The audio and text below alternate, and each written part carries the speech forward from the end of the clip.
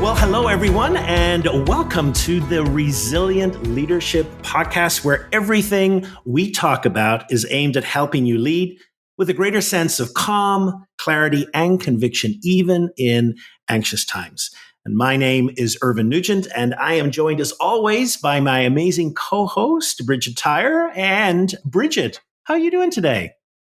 I am doing great, Irvin. It's so nice to be with you. So we're recording on a Monday. So We just had a weekend. And, before we hit the record button, we were talking about our respective weekends. And I had such a great family celebration last night for a birthday of one of my daughters. And, it's just always so fulfilling and rejuvenating to be able to just sit with, now that my kids are grown, right? I get to interact with them as peers. And it's just so much fun, and I feel really grateful and very blessed. Oh, that's awesome. Yeah, I had a relaxing weekend myself, a little bit of music on Friday night and a bike ride on Saturday, and out in the water yesterday in a little sailing boat. So it couldn't have been more relaxing. So I'm ready and excited. Yay. All right. So what is our topic for today? Yeah, we'll talk about excited. I am really excited about this topic because today we're going to explore the intersection of spirituality and leadership and dive a little deeper into finding meaning both at work and in our lives. Now, I came across a survey by the Pew Research Center recently about meaning, and this is something I didn't realize. They've been doing this year after year for many years, and they include data from people from 17 different countries. And what was fascinating about this research was the importance that people gave to finding meaning in their work and their career. In fact, in 3 countries, it was placed above finding meaning in with family and friends. So, wow. And that number has been increasing over the years. And I'm wondering as well with COVID and the impact of COVID made people question a lot about meaning in their lives and where they find meaning. And I think this is the first survey that came out since COVID began. And people mentioned, different aspects of finding meaning at work, such as the mission of their own profession or working with coworkers and what the sense of meaning that gave, or just for personal growth. Yeah. So I'm curious, Bridget, does that resonate with you? And do you find clients bringing that up in coaching about finding meaning both in their lives and at work? Oh, yeah, for sure. I mean, to your point about COVID, all the data suggested that people were asking different questions during COVID. And certainly one of them was about meaning. But, I just had a coaching session with somebody who'd been on vacation, I think for 2 weeks, and really got a chance to disconnect. And I said, so what was the value of that? And one of the things that she shared with me is that she reconnected to her purpose, like what gives her meaning at work. And she said, it's really about my teams. Yeah. I'm passionate about empowering my teams, I'm thinking of another client who, for him, when we first started working together, he told me he had a folder. And in the folder were all the cards he had gotten over his 25-year career from people he had mentored. Wow. And whenever he needed a boost of meaning, he would go through that file. So I think we search for it, we crave it. I do think we get disconnected. Yeah. That sense of meaning and purpose. Yeah. And we have to be intentional, I think, don't you? Yeah, oh, absolutely. Absolutely. You just sprung up just a very recent memory for me. I went to the annual convention of my association, which is the Speakers Association. There I got an award, which is Certified Speaking Professional, which recognizes kind of many years of speaking. But, one of the memories I had was actually getting a card from my husband, Fred, the first day I went on the road to do training in my new business. And that's a card that I keep going back to because it's so inspirational. And it kind of, he said, you did this because you wanted to change the world and you wanted to bring people comfort. And I go back to it because it brings, in days of doubt, I reconnect with that. And I said, no, this is my mission. This is what it's about. So I love that idea about the cards. Oh, what a sweet memory. Yeah. Isn't that crazy? So I think the question therefore is, well, what's all this got to do with spirituality? And, I think, first of all, I'd like to be upfront and acknowledge the fact that for, this word spirituality can prompt for people different meanings and different conflicting emotions. For some, they associate it totally with organized religion. And then people think, well, wow, that's just a potential for more conflict. But however, I think today we want to think about spirituality in its broadest dimension. And it can include religion as well, but it is bigger than that. And by spirituality, I think we want to suggest that it's this inner drive to connect with something that's bigger, bigger than ourselves. And it's this search for meaning in our lives and all aspects of our lives. And why is that important for the world of work and leaders? I think it's important because when we pay attention to our spiritual lives and addressing these deep, deep values that we have and the strong sense of purpose, I think it sustains us in adversity. I think it motivates us. It gives us focus. It gives us determination. And ultimately, the title of this podcast is Resilience. And I think it helps us with our resilience. Indeed. So, yeah, I know we both feel very strongly about grounding this in neuroscience. And maybe that's a good place to start and ask. Bridget, any findings that you've come across which intersects spirituality and the brain? Well, the last decade or so, there's actually been quite a bit of research done on this, and it's fascinating. Looking into, for one thing, is there a part of the brain that is associated with this feeling, this connection to a purpose bigger than ourselves? And it turns out, lo and behold, that there is. And that is the parietal cortex, which is located in the crown of the head. And so this is the part of the brain that lights up when we feel that connection to something beyond ourselves. Yeah. And then does this notion of spirituality and purpose and connection, does it get handed down culturally or is it genetic? And researchers have concluded that there is a genetic component. There's a predisposition for our genes. It's baked into our genes, this quest for meaning and purpose, which I think is fascinating, right? Yeah. And then there's this researcher, Kenneth Kendler, who's looked into the connection between spirituality and wellness and mental health. And there's a strong connection. And I think that makes sense, right? If we are connected to a sense of purpose and meaning, it's like a buffer against the headwinds of life, whether that's loss or divorce or illness. And just that spiritual practices, what he has found is that spiritual practices make a difference for us.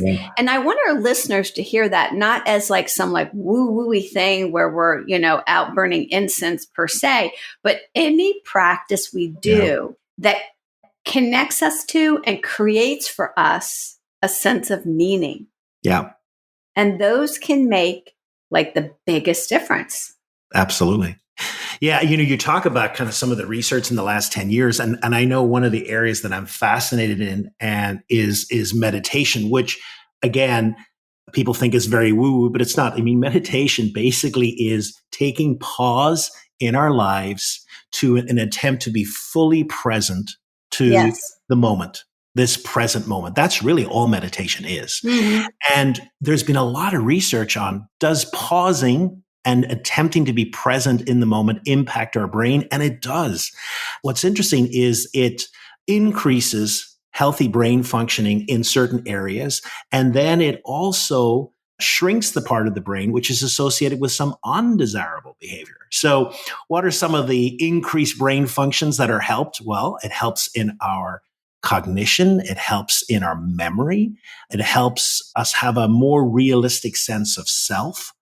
Actually, something I do, which train people on, is facial expressions. It helps us read people's faces and their facial expressions, increases in our empathy and compassion. Now, the one area of the brain, which we've mentioned before, that actually shrinks is the amygdala. So, that's the part of the brain which activates when we're in fight or flight and produces fear and anxiety. So people who meditate, have a practice of pausing, actually are better able to deal with anxiety and fear. Yeah, hitting the pause button, right, is in our day. And it doesn't have to be for 20 minutes. It can be for a minute. But hitting that pause button makes a huge difference. Yeah. You know, what you're saying is reminding me of a new practice that I just started. And I got inspired because I've been dipping back into James Clear Atomic Habits, that book, Hmm. Atomic Habits. Yeah. And Yeah. one of the things he says is use the 2-minute rule. If you want to Hmm. start a new habit, make it so simple it can be done in 2 minutes. Yeah. So my new habit for starting my day using the 2-minute rule is I set a timer for 1 minute and I close my eyes and I put my feet on the floor and I become present. I breathe. I do a little meditation. Nothing, I'm just being present for 1 minute and the timer goes off. And then for the next minute, I ask myself this question: what is my intention for today? Yeah. How do I want to show up in the day? Yeah. And so I did it this morning. And the funny thing is, I kept noticing during the 1 minute pause that my shoulders were up here. The day was still young and my shoulders were already up here. So I kept dropping my shoulders. And then the intention that came to me was be at ease today, Yeah. you know?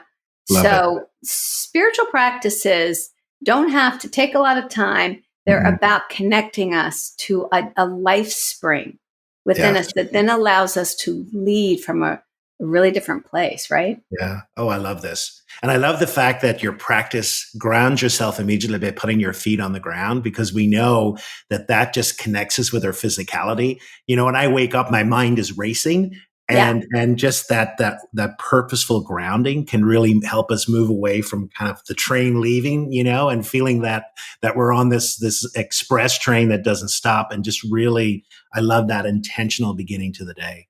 Mm. Mm-hmm. So, it's interesting as well as I think about this, what we've been talking about so far is really grounding ourselves in this well of meaning of our needs. And it kind of brings back to mind, Abraham Maslow and this hierarchy of needs. And do you see a connection there, Bridget, about once we've satisfied some of those lower needs, this is the needs that we all crave for? Oh yeah, I was a psych major, right? So I Mm. remember Maslow's hierarchy of needs very, very well. And of course, most of our listeners probably do too, right? Where it's like you have to take care of your more basic needs first, like safety and food and self-esteem, right? Before you can then move up that hierarchy to the highest level, which he called self-actualization. But Yeah. that's really the quest for fulfilling our potential, right? Yeah. For Yeah. growing into the person and the human being that we're meant to be. And of course, we can't do that if we don't feel safe or we don't have enough food.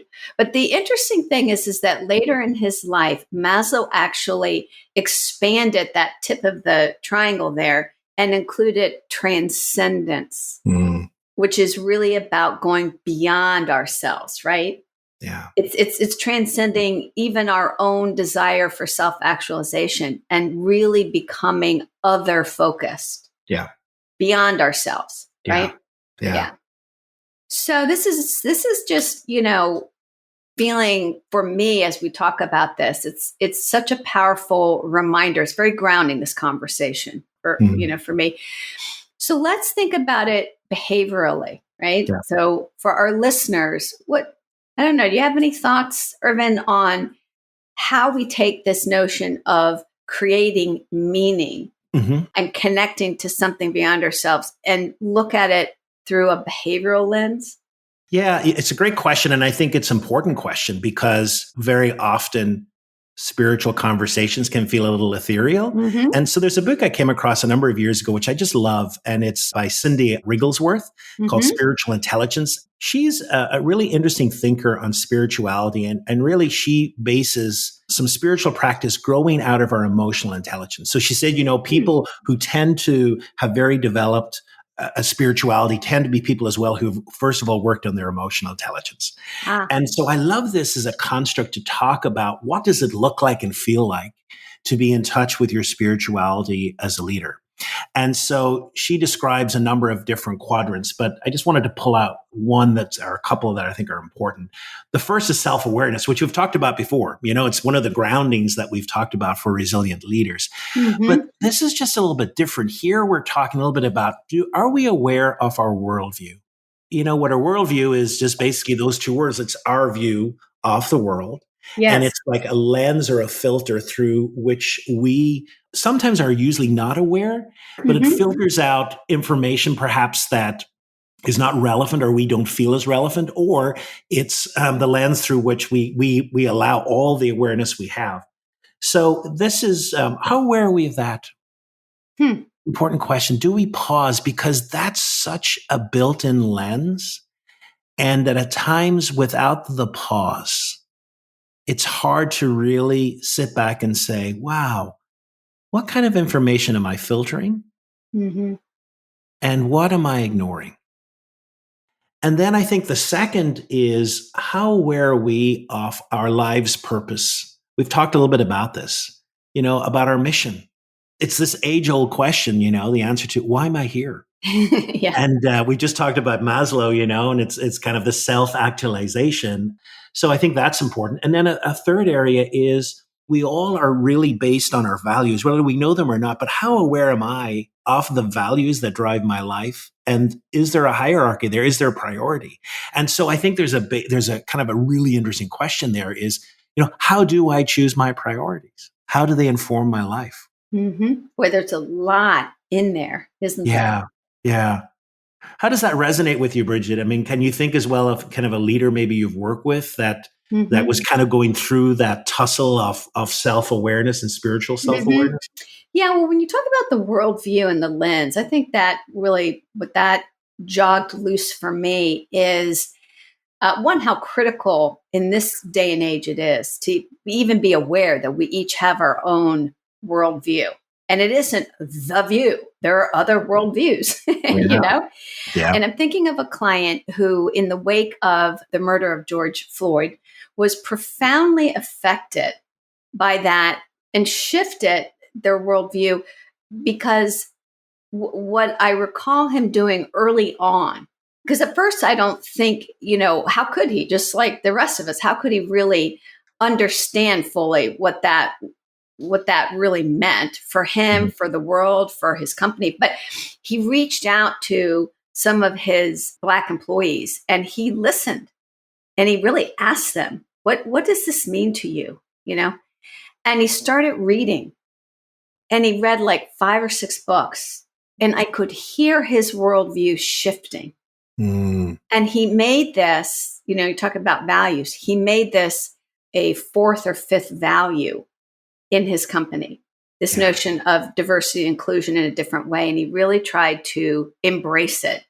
And I Yeah. think that created a lot of meaning Yeah. for him and for the organization.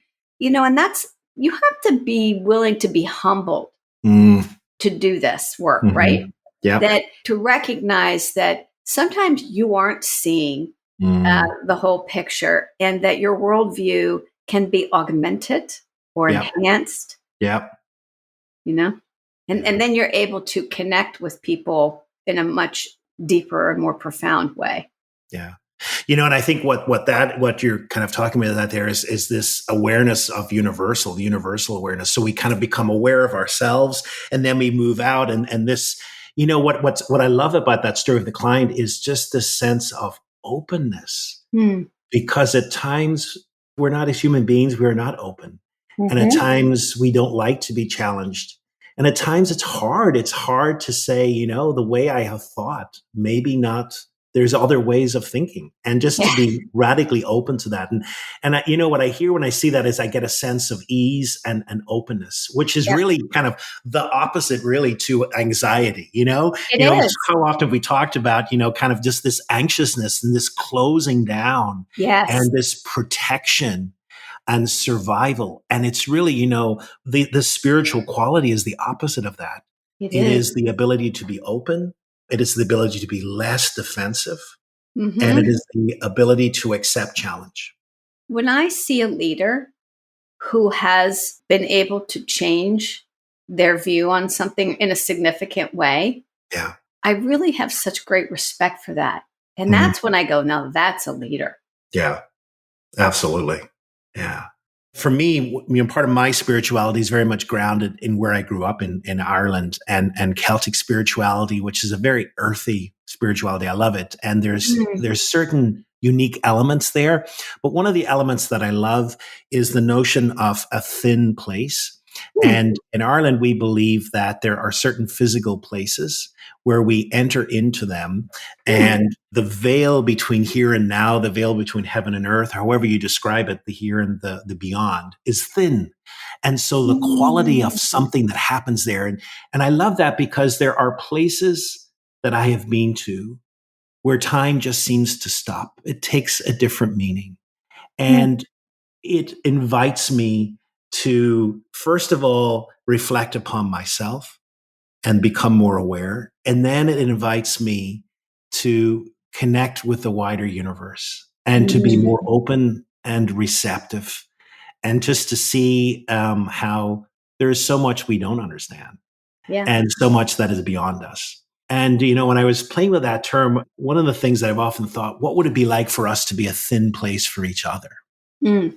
That when we came into a presence of another person, that we were able to, in this craziness of rush of life, that we were able to take the quality of our presence to be totally present to another person, to be totally Mhm. open to the mystery of that person, and to recognize that their history is unique, how they view the world is unique, and to be surprised by them. And Wow. I often think, for me, I often try, it's a little practice that I try and do because I can get myself into, I know exactly, many times have we gone in leadership roles and person comes and I know what this is going to be about. And I know exactly what they mean. And we've kind of prejudged everything, and just Yes. that radical openness Yes. to another person Mm. and what they might bring in this moment. Yeah, that's really beautiful, Irvin. I hadn't thought about that before in exactly that way, but being a thin place for people where in our presence they're able to connect not only with us, but with just the broader sense of the universe and what's around Yeah. us and what's possible. And Yeah. like you said, instead of our interactions largely being either transactional Yep. or about managing fear and anxiety and getting stuff done, we can have moments like this, where Mhm. there's real meaning in the Yeah. exchange.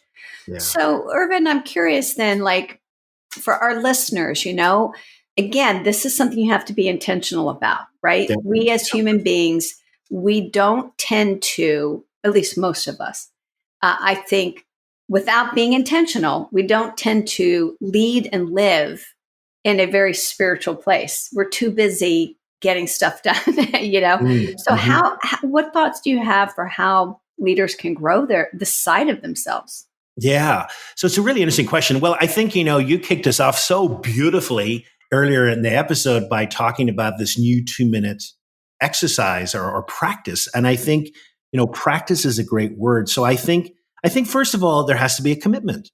I mean, we have to be committed to feeding the spiritual side to ourselves. I think so often we live in a world which is, and especially in work, which is so biased towards our cognitive abilities and what we bring. And yet, we in past episodes have talked about our emotions, we've talked about our physical bodies needing stuff, and now we're talking about our spiritual selves. Hmm. So we have to, first of all, I think, be committed to that. And I think part of that is space. I think the spirit thrives when we give it space and are able to listen. And so much of our present reality, and that's tough. It's tough to find space, and that just takes commitment. And it's not, a full day away or a 5-day retreat. It can be as simple as what you were talking about this morning, just 2 minutes to really, make a commitment to a practice. I know for me, I try and have a little practice before I go into a meeting or something, just to give myself a minute, just a minute to refocus. And I just ask myself some simple questions, what's happening now within myself, within my body, and how do I want to show up? And if there's a disconnect, then what do I need to change so that I Hmm. can show up the way I want to? And just something as simple as that. And it's so simple and yet Right. so difficult Right. to do. Yeah. Yeah. But can make such a big difference. Totally. Yes. Yeah. Hmm.